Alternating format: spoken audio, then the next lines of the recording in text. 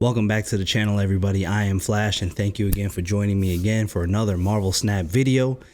Again, I appreciate if you guys want to help support me. Just hit the like button if you like this content and subscribe. I'd very much appreciate it.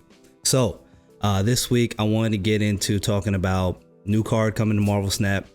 The Elsa Bloodstone season is coming to an end. If you did not get that card, well, you should still get it. Now, when Elsa came out, the card was just about broken, right? At giving +3 power is a broken effect. It got nerfed down to +2 power. It's still a very strong card. Still works in a lot of different archetypes. I still recommend that if you haven't gotten the season pass for that card, you should definitely do so.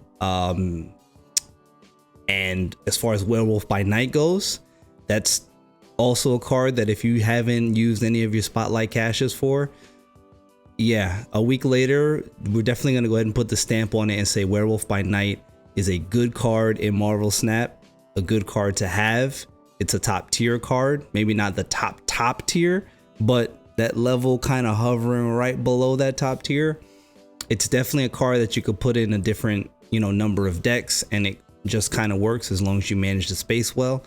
And it's a good card to have. So again, if you don't have it already, I would say definitely go ahead and get it. But let's get into talking about the upcoming season. I'm recording this video Monday. I'll put it out today, and by tomorrow, I think afternoon is now the changeover, 3 p.m. Eastern. We should be into the new season. So that being said, let's get into the season pass card, right? Because that's one of the main things that if you're thinking about getting the season pass, it's for the X card, whatever the card is, right? You're weighing the value of the season pass based on the card. Never mind the fact that there's a crap ton of value. If you spend any money in, again, well, let's just get this right out the way. And I've said this before, and any other creator, anybody that plays the game will tell you the same thing. If you spend any money in this game, let it be the season pass. Even if you don't want the card per se, you don't play that archetype very much, or whatever the case may be, the value that comes along with everything else.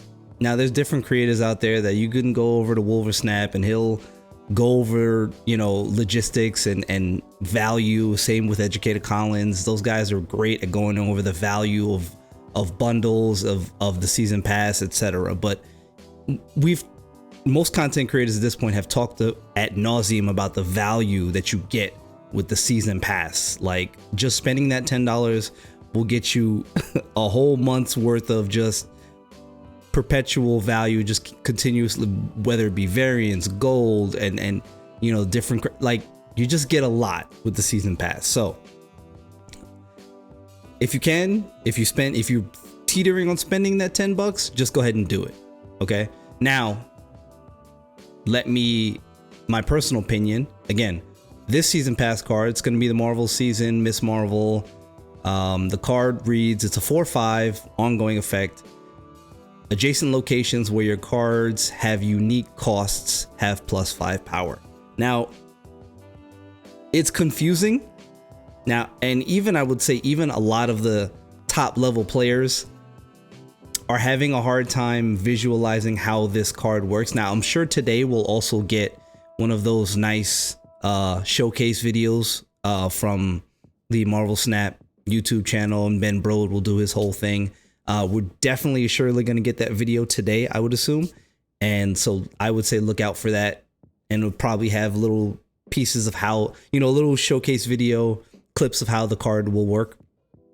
But again, cards that have unique costs, right? So meaning that you can't have repeating costs in a location to get this +5 power, right? So if you put her in the middle location, ideally that's what you want to do, just like Mr. Fantastic.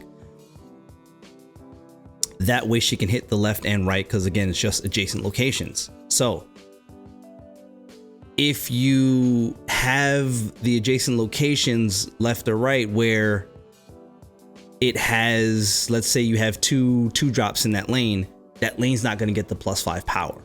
Okay, you got to have a 0 cost or a 1 cost, a 4 cost, a 5 cost. They just have to be different. And I think that wording is throwing a lot of people off, because when they use the word unique costs, it kind of throws off what we are understanding about the game. What do you mean by unique cost? Why wouldn't you just verbalize? Why wouldn't the verbiage be different costs? Right? I understand, you know, the reasons for using unique, but I feel like more people would have understood it at face value if you just used the word different. That's just me. But to me, this card reads as very middle of the road, because you have to now build your deck a certain way to make this card work, which is fine. Now, also keep in mind what the speculation is, and I don't know if there's been confirmation from Glenn on this, but I think if you have no cards in the lane, that counts as a unique cost, and that lane will get the +5 power. If that is the case, then get ready to see a lot of Galactus back again. I'm sorry. And Galactus is all but out of everybody's thought process right now, right? Not a lot of people are playing it. It doesn't have a good play pattern right now against a lot of the top decks. Nobody's really playing Galactus. If this card works as I just mentioned, Galactus will be back, because now what you're effectively doing, depending on which effect takes what, you know, when, is that when you play Galactus down, right, that card is now, and let's say, even if you say the aforementioned wasn't true and no cards in that lane meant that it didn't get the +5 bump, once you now play a card in that lane, my guess is that it'll now read as a unique cost power, right? And get the +5 power, which now means there's 5 power in the lane. Galactus flips over, right? Now with his 5 power, there's now 10 power in the lane. That's going to be hard to beat. It's going to be hard to stop. In that instance, it's going to be hard to stop Galactus from going off. You're going to have to, if this card does in fact bring Galactus back again, you're going to have to find ways to deal with that. It's not hard. Galactus has never been terribly difficult to deal with. However, at different instances has been more annoying than more times than not. Let's check out some of the variants here for Miss Marvel.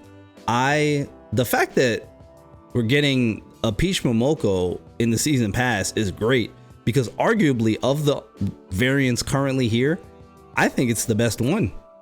And the fact that, again, see, when I talk about season pass, the fact that we're just getting it included in the season pass and it's arguably the best variant. I mean, yes, if you love the hip, you gotta love this hip. I like this one, you know, with electricity. I don't think it's canonically like with the character, but it is dope. And you know, anything with electricity is gonna pop, right? Those are always the best variant cards. This one I think is nice. This one up here in the top right, where she's punching, she's doing the little peace sign down here. It's very canonically Miss Marvel. She's kind of got a like smile on her face. This one right here is probably the most Miss Marvel of them. This one and this one here, the photorealistic one, which looks like her in the Disney show. She's got the gum going. She's got the, you know, it's just, but a lot of people, including myself, sometimes the photorealistic ones are kind of like, I don't really love those. Aside from the art germs, a lot of the art germs are great, but it's all right. But this one I think is canonically great with the character. I mean, Rin Gonzalez is always great though, but this one here, good with the character. This one is just gonna be dope, and I think Peach Momoko overall is just the best one. It's got the bolt in the background.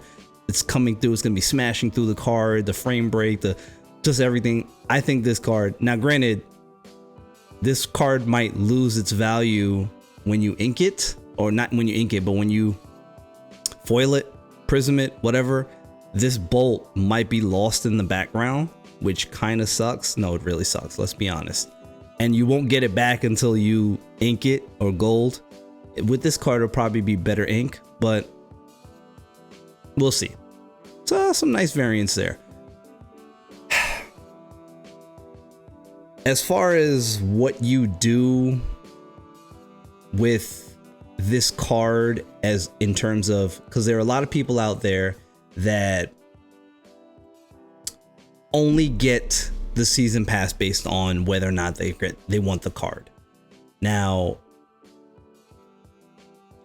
is this one of those cards that makes you get the season pass? My personal opinion is no, it isn't. Not at face value. It remains to be seen how it can be used and how strong it ends up being, but let's come back in a week and we'll figure that out, right? It's not as good as Elsa. It's not as good as Loki. At this very moment, if you haven't gotten the Elsa season pass, get it, because it's going to be better. It's a better card at face, even now, than currently what we perceive the Ms. Marvel card to be.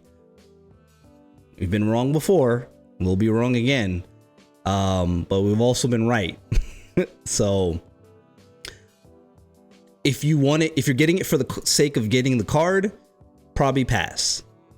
But again, it's a season pass. If you're getting it for the sake of the value of the season pass, then just get it. Yeah, you won't regret that ever. Okay, so that's it. That's all I got for this week. That's all I got for, well, maybe not for the whole week, but for today. That's what I got for the upcoming card, Ms. Marvel. If you want it for the season pass, thumbs up. If you want it for just the card, thumbs down. I think her as a card fits somewhere in the middle. She's kind of middle of the road, somewhere in that out of 5. We're looking at like a 2.5, could be 3-ish, maybe, right? We'll see. Could be more. Who knows? 3.5. I digress. But that's it. Again, like and subscribe. I'd very much appreciate it. It helps support me kind of building this channel up. And I will catch you guys next time, next Marvel Snap video. Peace out.